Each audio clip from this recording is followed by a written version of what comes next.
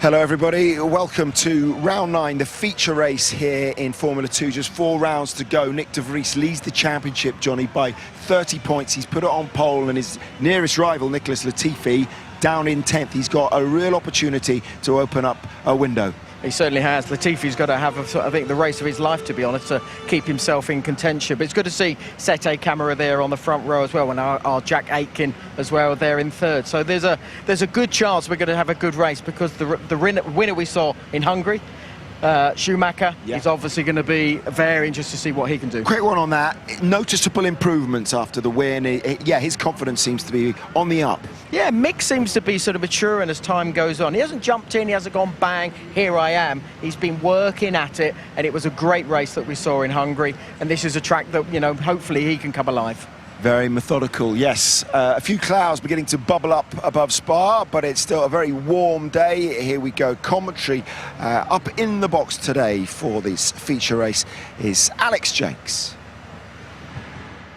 Hello everyone, welcome to round 9 of the FIA F2 Championship. We've got a great race with a mixed up grid for you today, but first we start on a somber note. After we come off air in Budapest, word reached us that Dams boss Jean-Paul Driot had passed away. We begin today with a tribute to a motor racing giant. Jean-Paul Driot founded French racing team Dams in 1988. Over the next 30 years, the French squad amassed an impressive 13 drivers' titles, 12 teams' titles, and a mammoth 147 wins in 5 different categories. Where can he put the Dams? Fastest of anyone! This incredible run of success that Dams has had. Dams turn up and stick it on pole. Not only pole, but it's a 1-2. Driot was a talent finder for drivers, technicians, and managers alike. Thanks to his nurturing ways and leadership, 31 drivers made it to Formula 1, including Olivier Panis, Sébastien Bourdais, Kozuke Nakajima, and over recent years, Romain Grosjean, Marcus Ericsson, Pierre Gasly, Kevin Magnussen, and Alexander Albon. I think I wouldn't be here if it wasn't for him. I'm 99% sure of that. He's a true racer. He supports the drivers 100%. And yeah, I'm sure, especially the junior formulas will not be the same without him. The team that he built with Dams has been, you know, a key team in the junior categories, and that myself had enjoyed success with in the past. So, yeah, key person in motorsport. I think everybody who has been in Dams or was worked with him at some point knows the kind of really special and great character he was. He helped by believing in me, and also believing that there was the right drivers to help Dams to become successful. And every time I know that Dams is on the podium or winning races, I'm actually proud, because I can feel part of the team still, that I'm not racing for them since 2011, but I still feel part of the family. I still have a good relationship with them, and obviously all of that is because of Jean-Paul. Jean-Paul Driot sadly passed away at 68 years old, the day Nicholas Latifi took the F2 feature race win at the Hungaroring. Nicholas Latifi can see the checkered flag to win in Formula 2. He is the winner at the Hungaroring. There is no doubt that his tremendous legacy will live on.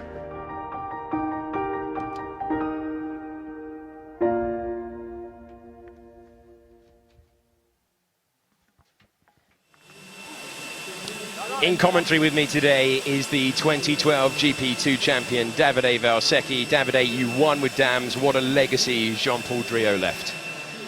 He was a fantastic principal, but he was a great man, and that is the most important thing. So we're always going to remember him very well, and nothing. Sometimes the world is not so fair, and with him, I think it was not fair at all. Anyway, great man. We always remember him. I hope that the Dams driver, they are going to have a fantastic race for him.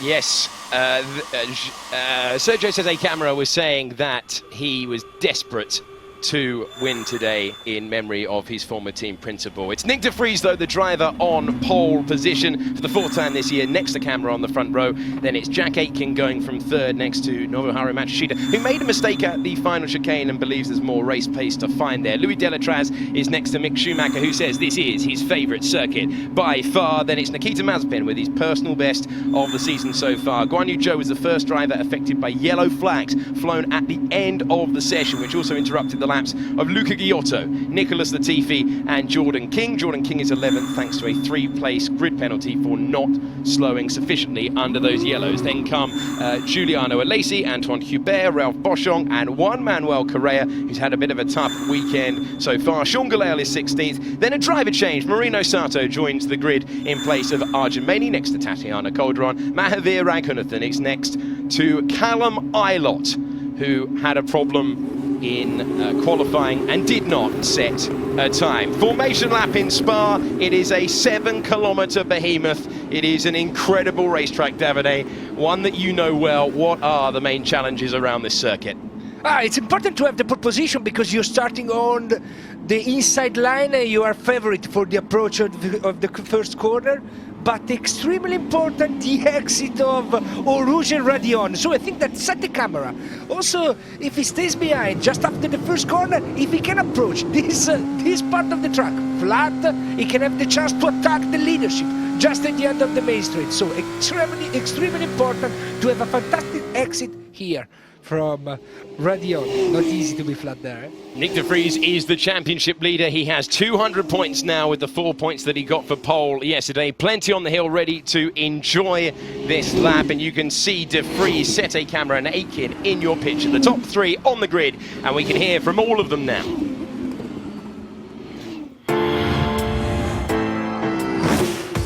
You need all the commitment and a little bit more. That's good stuff from Jack Aitken. It's going to be a hard race with the tyres. We'll see where we go. Sete Camera lighting it up around one of the great racetracks on earth. Starting from row is an advantage, and we're going to use it to the maximum we can. Can he maintain the pole? He can. Nyck de Vries has done it again. Thanks to the team for giving me a super good car today and putting it on pole. And we'll do our best to make all the Dutch proud in the race.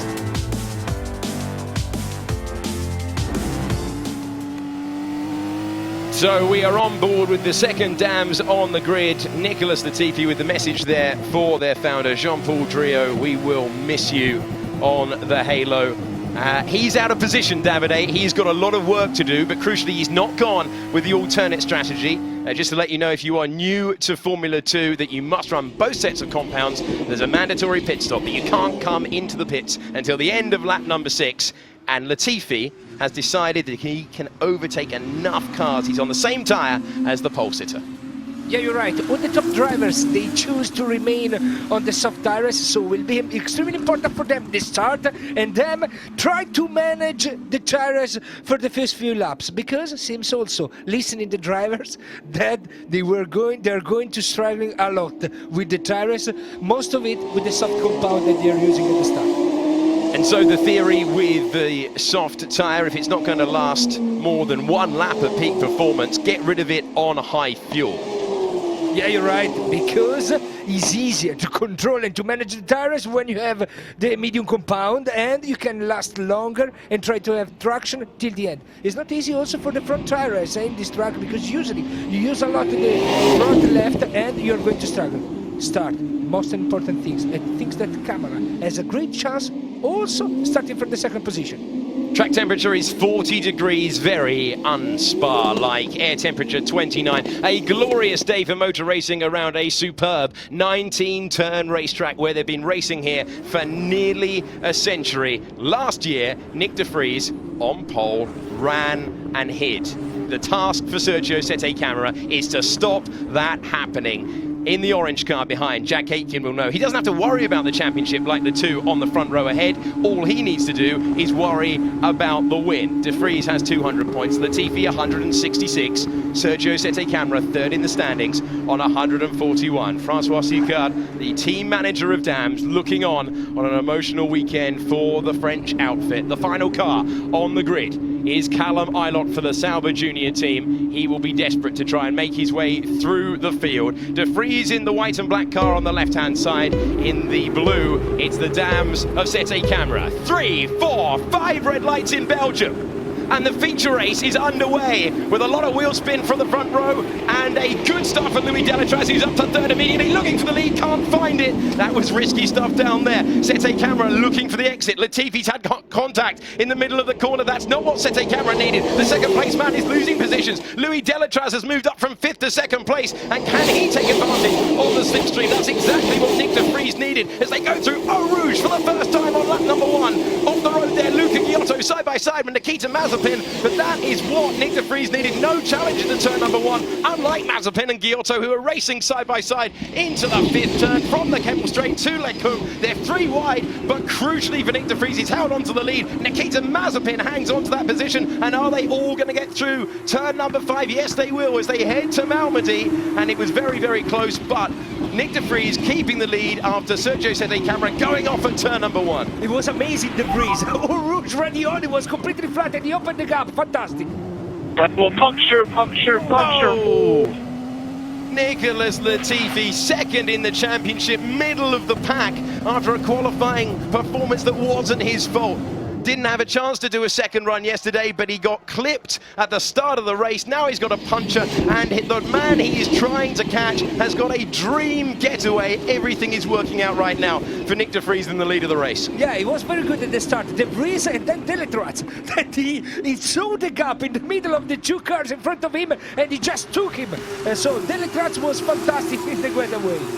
So Delatraz up to 2nd place from 5th on the grid. Great getaway for the Swiss driver on the podium on 2 occasions this year, but never on the top step. Can he change that? Can he try and take the fight to de Vries on a day where it might be about to look after your tyres? Sometimes that's the only hint of a weakness in Nick de Vries' is driving armoury, and it is an impressive armoury. There is Luca Giotto moving to the apex first, getting past Nikita Mazepin and staging his fight back. The driver that started 9th now up to 6th position as he cuts the beam, and we're on to lap number 2. De Vries, Delatraz, Aitken, Sete Camera, Matsushita, and then Giotto moving past Nikita Mazepin. Mick Schumacher in 8th position, losing a couple of places on that first lap as the Sauber Junior team driver there of Juan Manuel Correa and Sean Galel get very close. Now, what sort of commitment do they have through Eau Rouge? Actually, de Vries saying that Huon is a more interesting. Go on, oh, there's a big crash there. There's a car who lost it.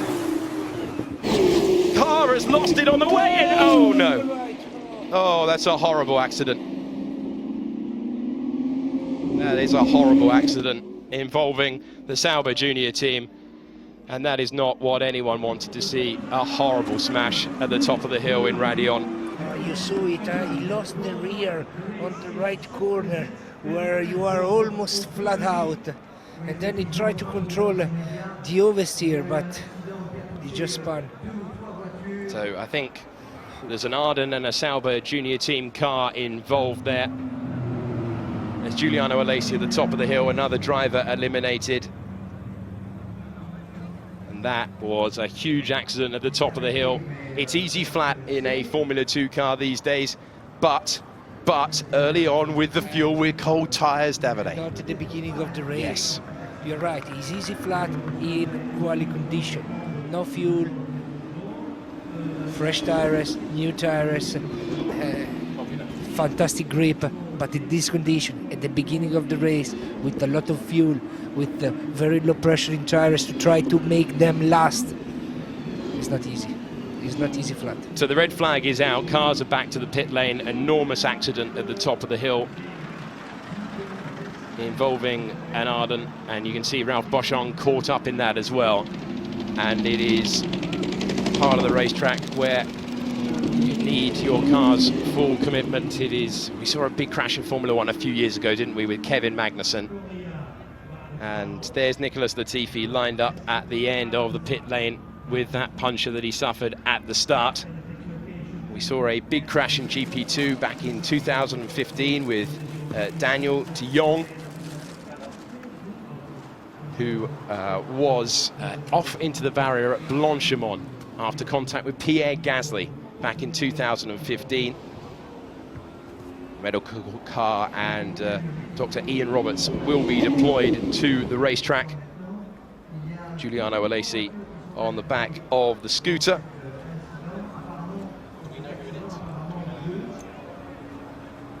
Not a lucky day, to be honest. Not a lucky day, not a lucky race. I don't know, to be honest. I was thinking that the man that he lost the rear in, it was Alesi, so probably I was wrong. Because I saw one car that was completely sliding, trying to control the oversteering on Raidillon, and they were thinking it was Alesi, but I think I'm wrong. Yeah, Lacey and Boschong, the only two drivers who started the race on the medium tyres. That all feels a little bit academic right now. The red flag out for a huge accident at Raidillon on the second lap of the race. The race has been suspended. Boschong is returning to the pits. There he was on those medium tyres. Medical car has been deployed to the top of the hill. We're not showing you those pictures right now until we make sure that everyone is okay and we keep our fingers crossed that they are okay.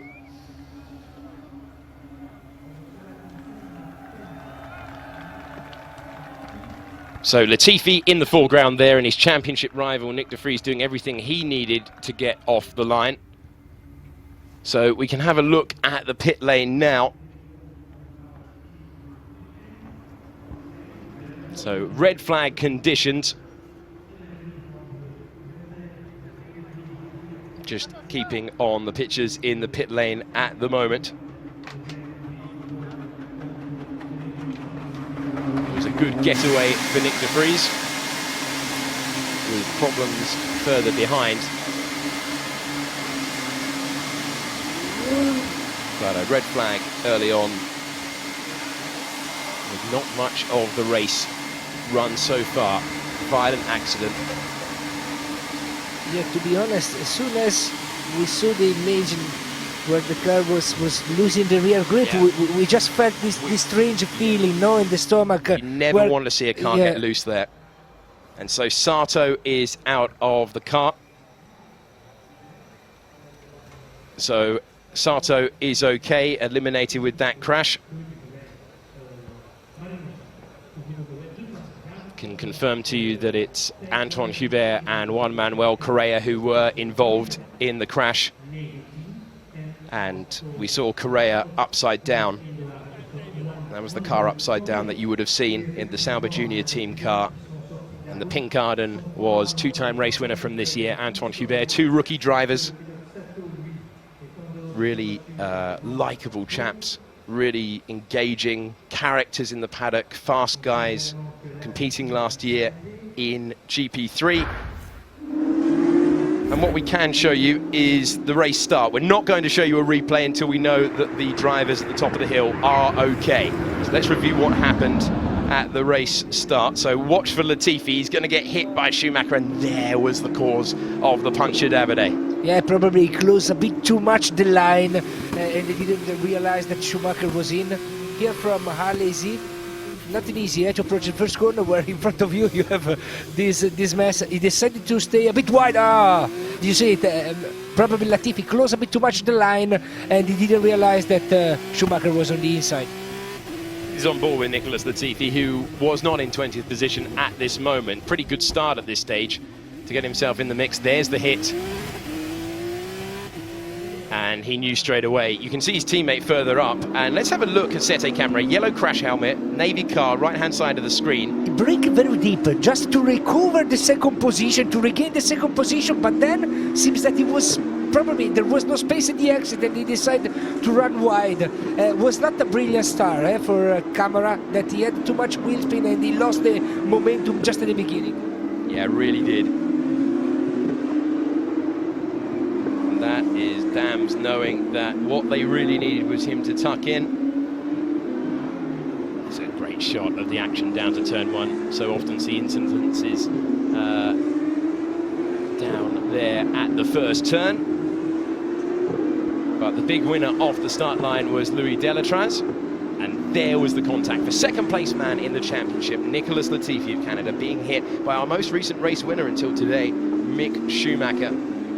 Also because Schumacher didn't miss at all the first corner. I mean, did you saw him? He was with the right tires on the curb, so I think that Latifi just turned in a bit too early.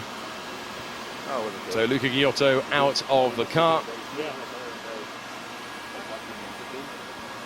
And he will be discussing along with his team that it was a good getaway for Luca Giotto, and he'd made an early impression.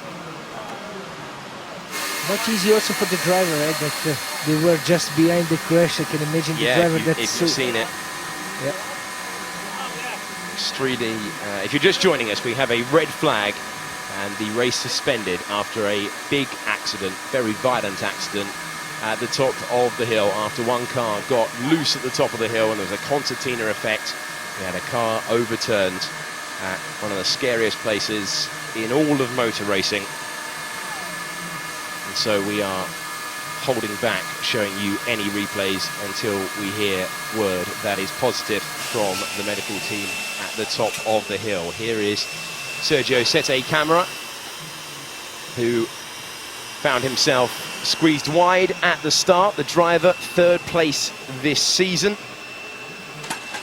Overtook Luca Giotto in the last round in Budapest, had done a really good job, struggling earlier on in qualifying. They made team changes down at Dams, had trouble with understeer, Davide, which really hurts you around this circuit, can really snowball. And then after that, not sure how much the drivers are aware of the situation right now. So worth bearing that in mind. They will be sitting in the car, the adrenaline stopping, and then just gathering themselves together. Jack Aitken maintaining that third position off the line. Matsushita there, and the session will not be restarted. The race will not be restarted. A reflection of how big the accident was at the top of the hill. So race control deciding that there will not be a feature race today due to the accident that we saw. The race suspended on lap number 3. There will be no points awarded today. And that is disappointing, but under the circumstances, understandable, Davide. Yeah, you're right. We felt immediately there was in a point of the circuit where usually it's not easy to avoid the crash when you lose the car in that point, and we already immediately felt that in the stomach there was the sensation that something big was going to happen anyway. It was not a lucky day. I hope that is going to be lucky. It's going to be a very lucky evening for the drivers that they were in the incident. We hope so. We definitely hope so in the commentary box. The other drivers will be getting told of it now.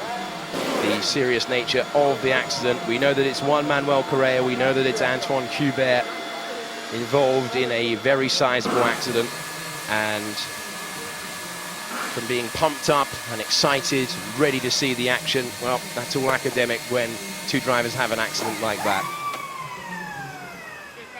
And all they have to do now is return to the pit lane. So it was an empty feeling on the grid, and a big accident involving the American driver Juan Manuel Correa, who graduated from GP3 last year to Formula 2, and two-time race winner this year, Anthoine Hubert of France, won his home event earlier this year. Some of the best pictures of the year, that race. And Matsushita, who knows what it's like to crash into that part of the racetrack, had a big crash the last time he raced here back in 2017. There will be no points awarded, but that is not important right now. We have a green light at the end of the pit lane. The drivers will drive back into what is the old pit lane here, the original one, and they will then park up the F2 garages on that other side. You know, Alex, as a driver, we know that in that point the escape road is not big. We know that there is the barrier very close to the racing line. And you know, before the race, we accept this, and we know every lap that there it can be dangerous, and we need to take care about this corner. But when you are in the race, the adrenaline, the competition, sometimes you you just miss this feeling about fear and dangerous, and you just overdrive a bit, so not a very lucky condition. Greatly described, Davide, greatly described. We've got a yellow flag there for Matsushita, who has now been restarted. The race will not be restarted. The drivers are returning to the pit lane.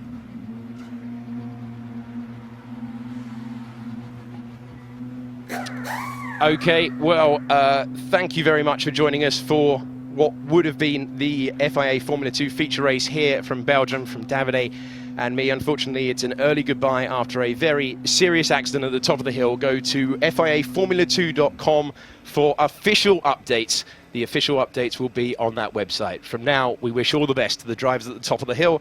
From all of us here, it's goodbye. Sky Sports F1. Feel it all.